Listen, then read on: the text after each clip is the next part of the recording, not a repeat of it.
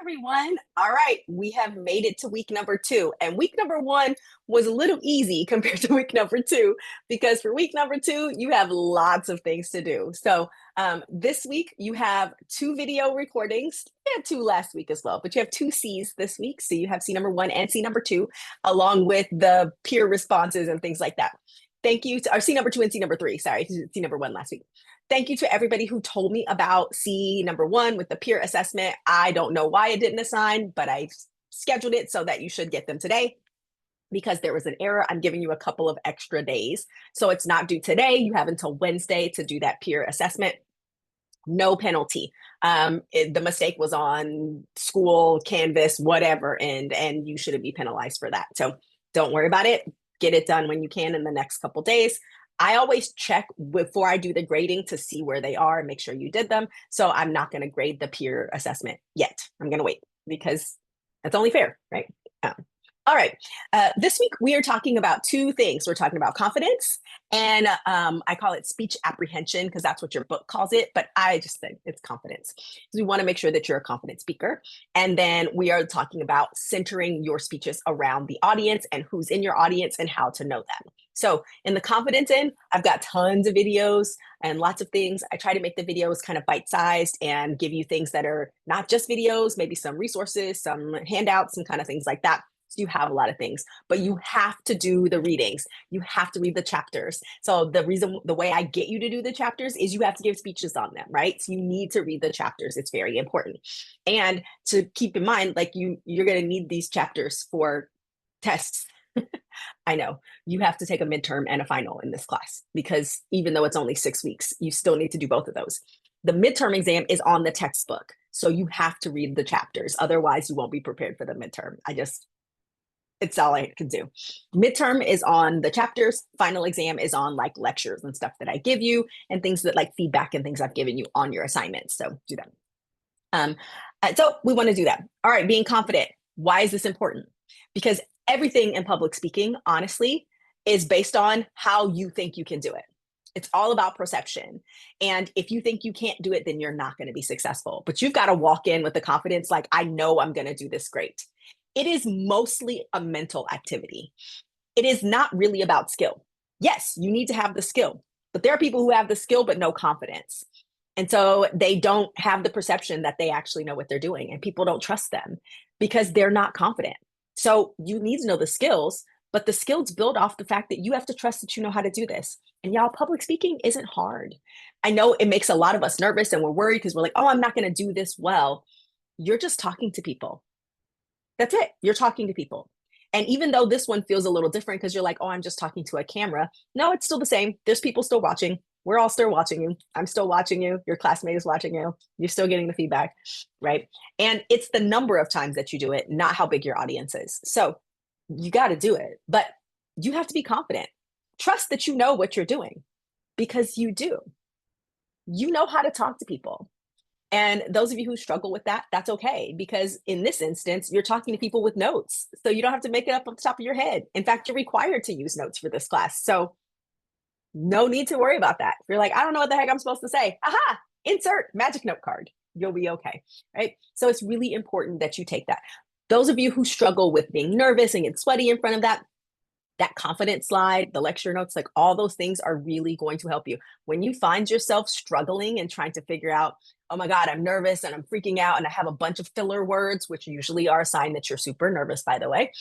You're having those, go look at that list of things that I give you about being confident, because those are the things that are going to help you with nervousness. They are all tips. Try them all. Make a toolbox out of them, like a little toolbox, and go through and try them all. They are the things that are going to help you the most. So use those things. The ones that work for you, do them. The ones that don't work, then throw them out. But I will tell you, the ones that work the best overall for everybody is practicing the way that you are going to present.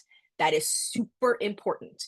Most of the time we practice by sitting on our couch and kind of like looking through things. That's not how we practice. You need to practice as close to the way that you're going to present as possible, because that is the practice that's going to prepare you for delivering your speech. So that means you stand up, you deliver it, you turn on your computer, you do some test recordings. That's a practice. And honestly, if you just set aside 5 minutes, because the speeches are less than 5 minutes, right? You set aside 5 minutes, you do it, you're like, hey, I practiced, that's great. And then you can move on and do something else. But you should do that a few times. It takes time. The way you get good at public speaking is just by doing it. So you kind of have to do it. So practice. That's the best thing. The other thing that's going to be really beneficial is breathing. Breathing is important. When we get really nervous, we do one of two things. You're either in camp A, the people who hold their breath and they go, and then you're not breathing enough, so now you're not getting enough oxygen. Or B, you're the people who breathe faster, and you're like, neither of those are good when you get nervous. You're like dysregulated, your body can't function normal, and so because you're not getting the right amount of oxygen and you're not breathing normally, then you don't need to worry about that. Like then you can't focus. Your body can't give you what you need. So doing those things, right? Breathe. Take some deep breaths. And I specifically give you types of breathing. It should be in through your nose and exhale out your mouth. It helps. And I give you a count. So you need to think of a count. So I usually say you should inhale for 3 and exhale for 3. And you need to do at least 3 of those. Trust me, that changes everything. It regulates your breathing. It calms you down. It gives you focus. And for those of us who have that sort of running script in our head that's like telling us all the things we have to remember or all the things we're going to mess up on, it silences that because you have to count. So it's a wonderful trick. Deep breathing. Do the break. It's called ocean breathing. I don't need to explain why. Just know it's that. But all you need to know is inhale through your nose and exhale out your mouth. That's all that matters. So do that. That'll help. And then review all the things I'm telling you. Practice the way you're going to present and ocean breathing. Those 2 things are going to be your jam. They're going to help you tremendously. Okay.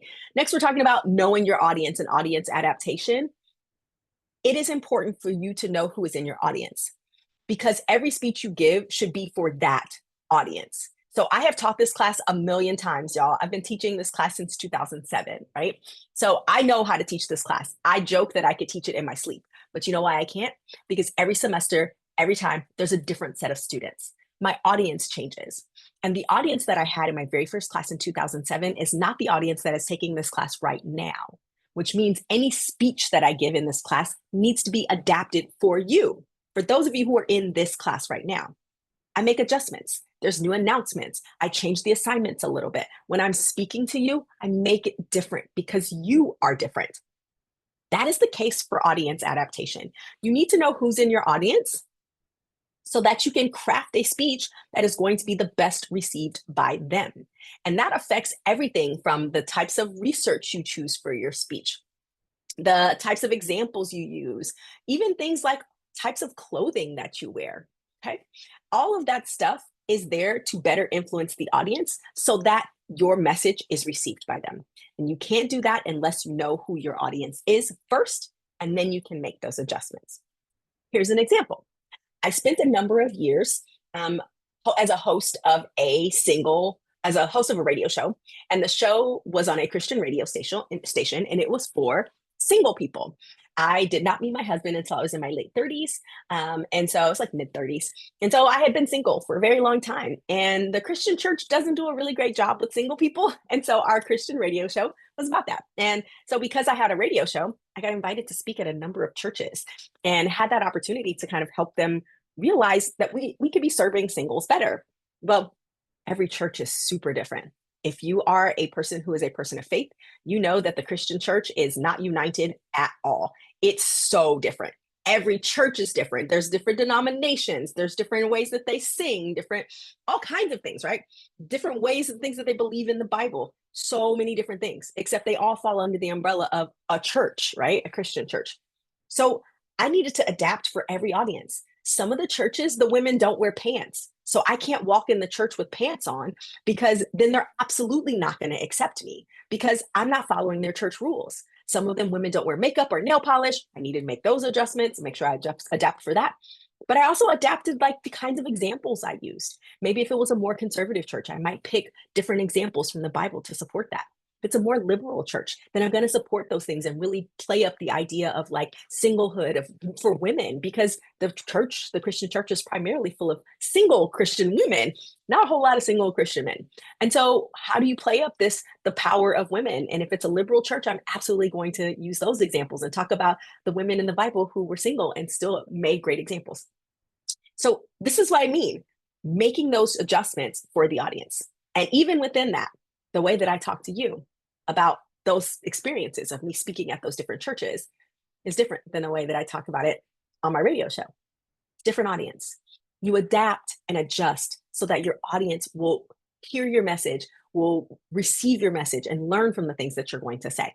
You make the adjustments. So that's part of the reason why I give you peer assessments, because, and they're assigned randomly. No, you don't use the same person, because I want you to know who is in your audience. The people who are in your audience should affect the type of speech that you make. The best one that I've ever gotten from audiences is that knowing who your audience is does change it. And my students even change the way I do the speeches I give. I had a student in my probably like third year of teaching that was doing a speech, and they were doing a speech on like a new tax for cigarettes.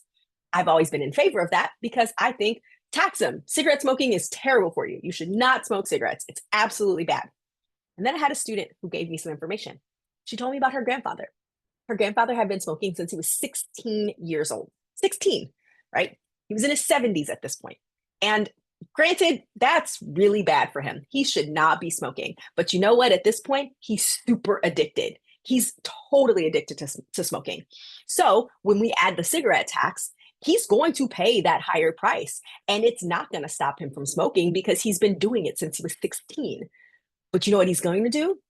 He's going to not spend that money on other things like food or medication because he's addicted to cigarettes. The first time I'd ever thought differently about that. So knowing who is in your audience makes a difference. And so I really thought about that. And I thought, you know what? Let me do a little more research on these cigarette taxes and see how effective are they? And you know what? They're not. They're not effective, in case you're wondering. And I have students to thank for that because I listen to my audience and I'm hearing who's there. It's important for that. I listened to her and she made a really solid argument, and it made me go back and look at the research. And the research actually says that these cigarette taxes and the places that have them, we have them, New York has them. They're mostly like liberal states, blue states that have them because we want to discourage people from smoking cigarettes. And cigarettes, the most expensive pack of cigarettes is in New York City. We have some pretty high ones too. And guess what? People haven't stopped smoking. The results are minimal, right? A very small percentage of people stopped smoking when they found out they were more expensive. They just paid more money for cigarettes. And it just means we get more tax money. And I get it, that's beneficial for us, but not helpful for those people. Your audience is important. What you learn from your audience, what you hear from your audience, how you adapt to your audience is totally different. And it's something you don't see when we see these videos of people giving TED Talks or like graduation speeches and things like that. You don't notice that that audience is different. And many of these people, particularly those people who are on TED Talks, they give that talk multiple times. If they're like me, I give the same keynote speech every time I'm invited to speak somewhere. Not because I don't know more speeches or topics, it's because that's what they request. People want to know that I have a speech that I can give that I'm a pro at, and they know it's going to be great every single time. So they don't want me to change my topic. They want that keynote speech. And I go, all right, I can change it. And they go, nope, this is what we want. They're going to book me based on that speech. But every audience that I give that speech to needs to be different because I'm talking to different people. Some of them are women's conferences. Some of them are business owner conferences. Some of them are teachers. Some of them are educators. Some of them are theater people. Some of them are not. It's different. So take some time to look at who your classmates are and how you should target them. We know everybody's a college student, but not everybody's the same age. Students at DH tend to be non-traditional college students, meaning they're typically older than the normal college students. So they're not the regular like first-time freshmen. They are students who have jobs or siblings or children. They are often married. We have a number of things that make us different at DH than just any other college student. So what else? 63% of our students are Latine, Latinx, of Latin descent. A number of our students, a large percentage of our students come from homes where their parents are undocumented or they themselves are undocumented. All of this affects how we receive and hear. So you as the speaker want to make sure you're talking about things that can affect the audience and that they can relate to. We know that representation matters. That is what audience adaptation is. You finding a way to show that you connect with the audience, that they can see themselves reflected in what you're talking about, and that makes them want to listen. Same. Take the time to do that. Now, in feedback, right? Look at notes that I give you. Make sure you're taking the time to do that. This gets crazy, right? It gets super crazy. We only have 6 weeks. There's a lot going on. So it is really important for you to stay on top of the assignments, to make sure that you're looking ahead. I've given all of the like weekly instructions for you in every week, all the way up through week 6. So you can see what's happening in there. What you don't see is the due dates, but the due dates every week are the same, my friends. Monday, you're doing the peer assessment from the previous week's speech. Wednesday, you're doing a new speech. Friday, you're making sure your response is there. Saturday, you're doing that second speech. It's pretty much the same. The only thing I ask is that for your final speech in this class, you have to give it in front of me in real time. I don't want it to be a recorded video. And I want that because that gives me a chance to make sure that you're actually meeting all the requirements. So let's talk about those requirements. Remember, you have to have a note card for all of your speeches. I need to see it folded in the palm of your hand. So please make sure you do that. It is not a flex if you're like, I didn't need my note card. Wrong answer. You're required to use the note card, because not using the note card, as you all remembered and you learned hopefully from C number 1, means that you are not giving your speech extemporaneously. And that's because that is how you do an extemporaneous speech. You deliver it from notes. And in this class, your notes are the magic note card. Outside of this class, most of the time your notes are on slides or something like that. So it means you have to do a little bit of extra work. Sorry, that was really weird. There's a noise outside my house.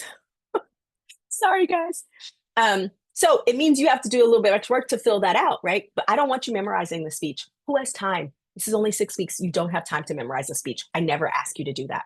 I also don't want you to write the entire speech on your note card, which is why I make you turn it in, because you should not be doing that. That is not extemporaneous delivery, okay?